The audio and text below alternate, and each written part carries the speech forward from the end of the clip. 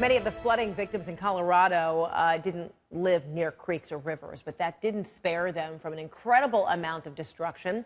This is what Tim Ferentz and Kerry CNN woke up to at 3 o'clock in the morning on Thursday. A river of floodwater flowing right outside their door in Boulder.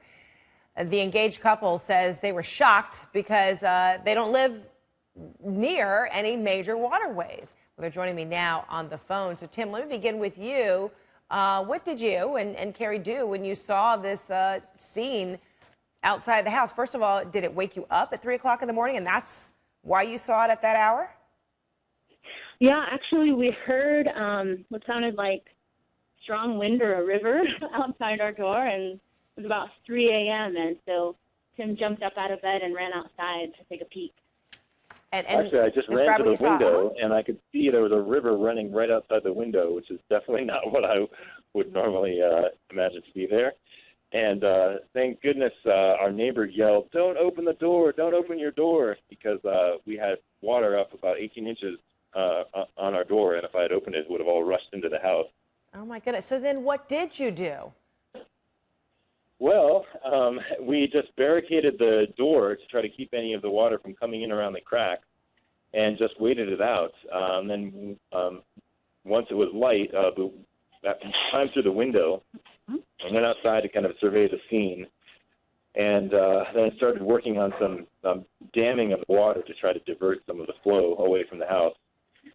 And then we thought we could wait it out, and it was looking better until about 10 o'clock in the morning. It started to get worse in a hurry, and we decided to evacuate very quickly. So you were getting very worried. What were your greatest concerns? What kind of were you picturing in your mind of the potential of what could happen?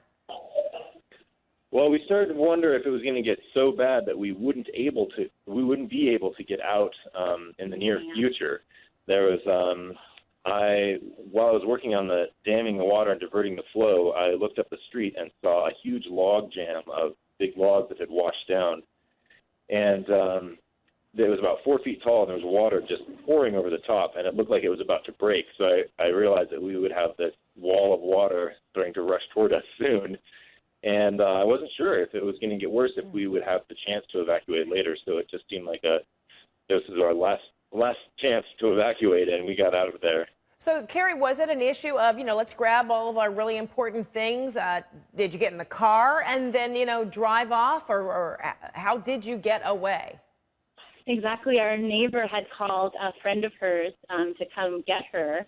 She was surprised that he could even drive there, and he showed up, and Tim helped her out, carried her on his back out to the car, and carried her dog, and then came to get me, and I was passing things out the window to Tim. And it's funny, the things that you think are important in that moment. It was our dog. I grabbed my birth certificate and a couple of our stuffed animals from our childhood, and that was the only thing that seemed important at the moment, just us and a couple of sweet things.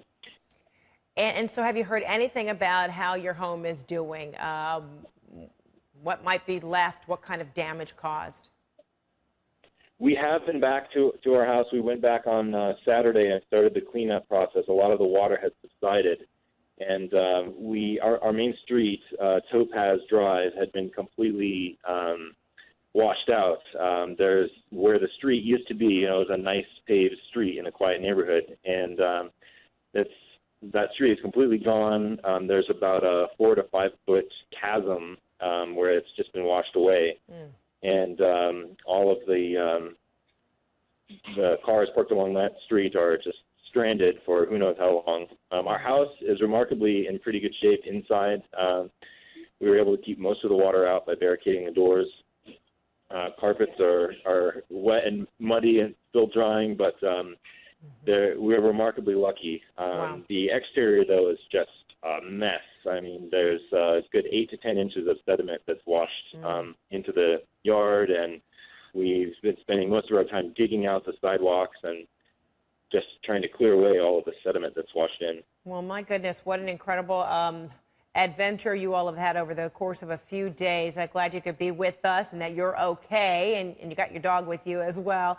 Tim Ferentz and Kerry CNN, all the best to you as you all try to recover from this nasty storm.